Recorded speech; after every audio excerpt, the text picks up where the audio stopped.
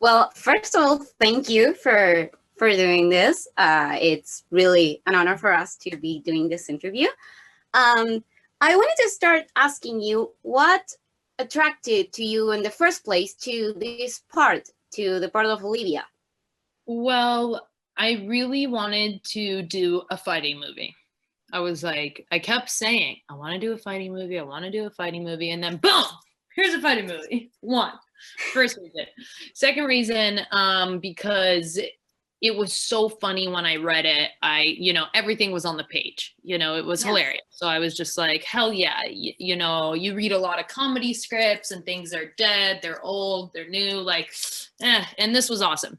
And third, I wanted to do a movie with Malin because I love her. I think she's such a badass, strong woman. She, to me is just so inspiring. Like she really is. So I was like, fuck, if I could do, a movie with her and, work with her, I would be so happy. So yeah.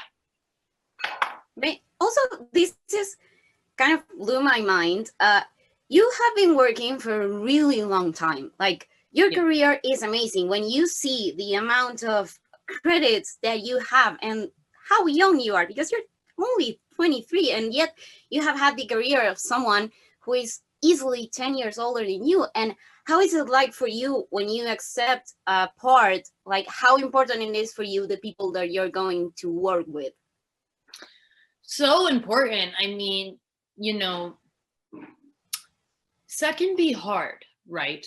And people can be difficult and things can happen on set that, not that anything happened on this movie. Nothing. This was an amazing movie, amazing cast, amazing crew. Every single person was amazing.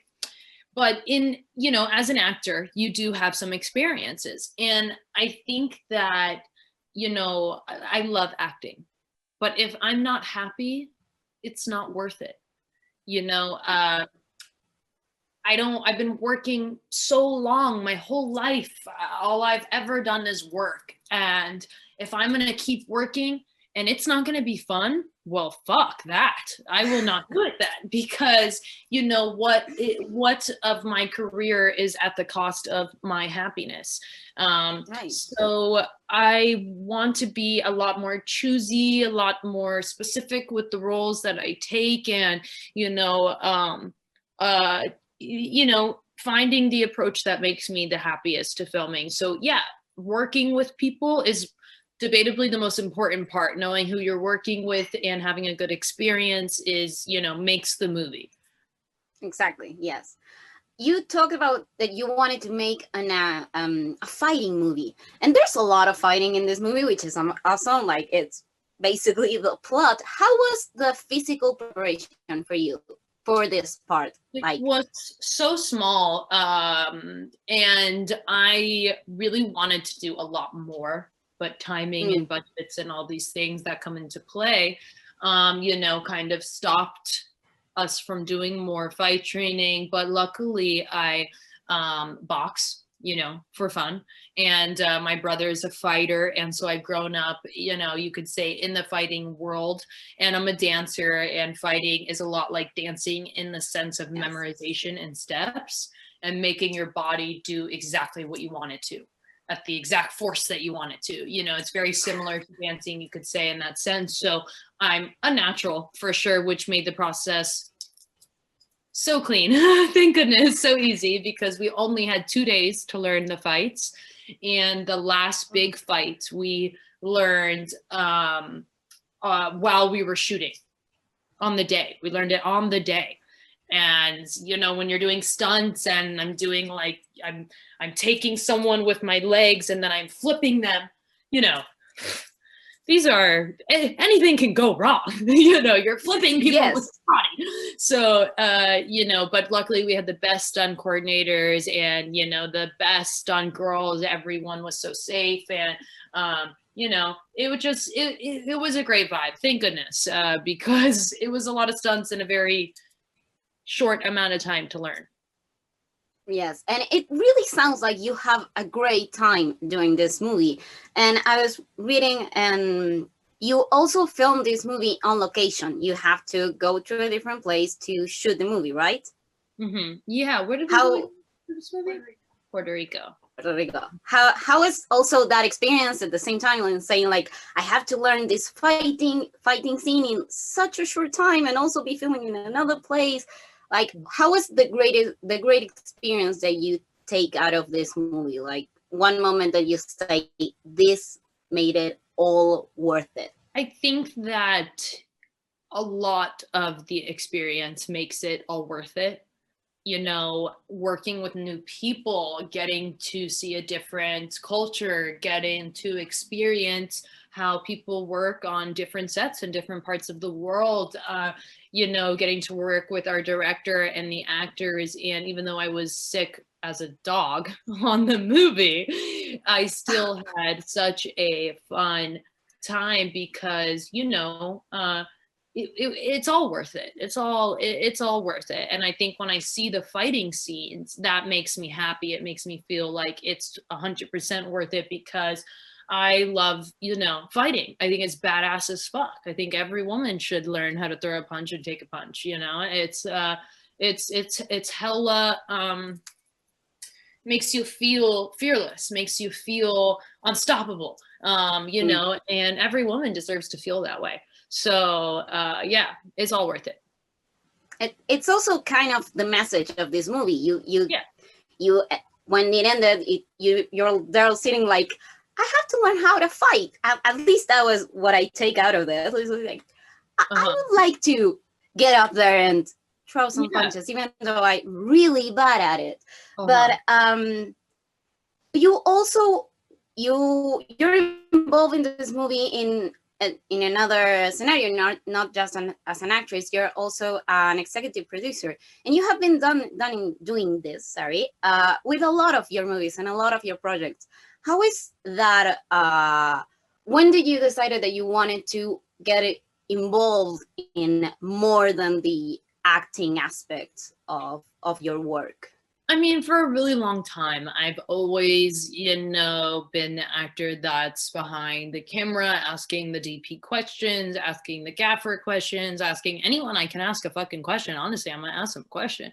I love to learn. I think that, you know, it would not be interesting if I was just acting. Right? The whole process, I think, is what's so interesting. Everything that goes in it makes the movie. Everything is as important as each other.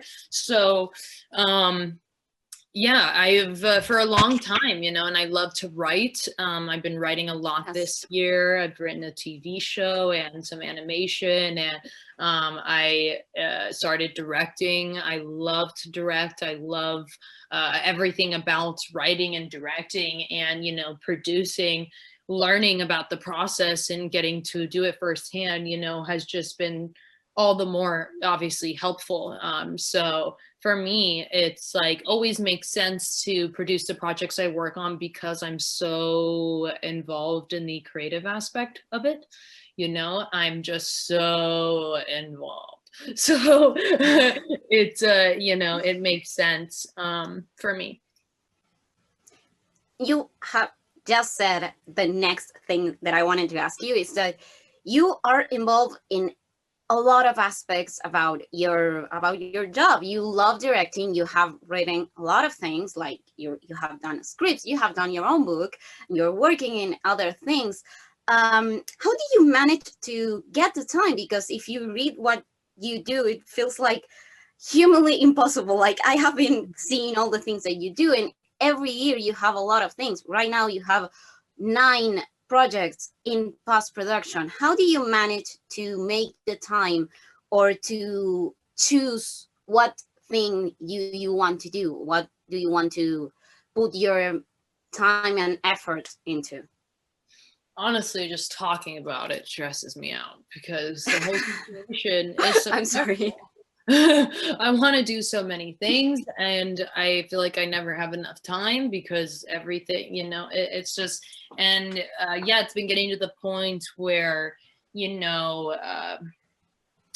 even my boyfriend, lovely soul he is, was like, baby, you really need to take some things off your plate this year. You need to, I know you want to do all these things and I know you have so much fun doing them, but you need to take them off. and you need to do just a few. And, you know, having to hear that, you know, I don't like to hear it, but I know that it's true because I do too many things. I literally, and I want to do so many more. That's the problem. Like, I have a goals list and it's like every time I fucking reach one goal, I've got 10 more that I've added to this list. And I'm like, oh, you know, it's just very, yes, it can become stressful. And this year it's part of my resolution to stop doing so many things. So we will notice, I think, a lack of movies coming out. You know, usually a year I release like, you know, 2 to 5 movies a year, which is insane. It's like, how do you even film that many movies? And, you know, I think that in the next few years, we will see that decline with me because I'm going to have to be a lot more picky, a lot more choosy, and not just, you know, it's hard. I read a script. I'm like, oh, this is amazing. This is fun. This will be a great time. And I'm like, no, that is not only the point. You can't just have a great time doing movies as well. Focus on what you want people to see. Yeah. Right. Okay. Sounds like you have a lot, but also you put so much of yourself in every single one of your projects. And that's also something that I wanted to ask you. Like, you can see part of yourself in every single one of the projects, even though the characters that you play don't look like you or don't feel like you at all. I mean, like Olivia seems like a pretty different person of who you are. And how do you make those characters yourself? Like, what do you feel that you bring to those type of characters? I think acting, okay, and a lot of people, it's, you know, just very different for a lot of actors. Everyone views acting in their own sense. And my view of it is that you are channeling like an alternate version of yourself. You know, if there's all these alternate infinite universes in the world, right? Like Olivia is just another version of one side of me so many universes away. You know, I think if you try too much not to be yourself and to be a character, you're missing the point. So, you know, characters, they have to be a percentage of yourself. You know, it's just to each character, how much of yourself, what percent are you going to put in to that character that will, you know, conjoin the character and yourself. But I like to just think of it as channeling different Bellas. I've got all these different Bellas, and depending on which one you strike, that's the one you're going to get. Right.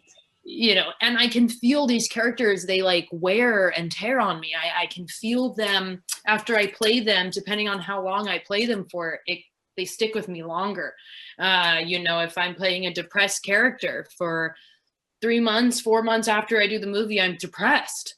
It like sticks with me. It's or I'm playing like a character with an accent. When I did the Infamous movie and I spoke with this slight accent, and I did this movie called Girl where I had a bit of a heavier accent. And after those movies, man, it took me a minute to drop that accent. I was like, girl, what are you doing? You do not speak like this. Like it's hard to let go of these characters. So I think instead they all just get stored away. You know, it's just all these different Bellas that I can channel. Right. And at the same time, do you give a lot to those characters, but do you feel like you learn something from them and at the end of the projects? Yeah, you learn, I think, so much. You know, the whole process is an evolution. And if you're doing a good job, then the character, there's a huge evolution to the character. So when you started the movie, you're not mentally in the same place that you are when you end it, and that's how it should be, you know, I think. And I would like to ask you, like, because your character is kind of this mean girl, you do a lot of those and they're amazing. I love every single one of your interpretations. I am not doing any more. Okay, it's good to know. But at the end, you always see like these characters have like a bit of redemption, and you can see that in Olivia. At the end of the fight, she's like, you're really good. Like you kill this." What do you think that the character will evolve after the close of the story? Like, do you think there could be a friendship or a kind of a relationship with Anna? Well, originally this scene was just cut out, but there was another ending to the story, and you do see that my character has paid for her debt that she has with the police and everything when she gets in trouble at the end, and pays to start a new club and has become friends with her. But I'm still, you know, what I thought was interesting about that was that in the scene, I'm still Olivia. It's not that I've changed my persona. Now I'm this super nice girl. Like, no, it's Olivia. She just didn't put out the niceness, you know. Olivia is raised to be a warrior. She's raised to be hard, to be cold, to be defensive. And in the movie, that's what we get. And then at the end, you see just a twinkle of that nice side that she doesn't show the people at the fight club, you know. It's been amazing. So thank you so much, Bella, for doing this. I have learned a lot out of this interview, and I wish you the best with this premiere and every single thing that you decide to do or not to do in the future, because you also deserve to take some time off. Oh, thank you. You were so sweet. I feel your good soul shining through the screen. So it's thank you so much.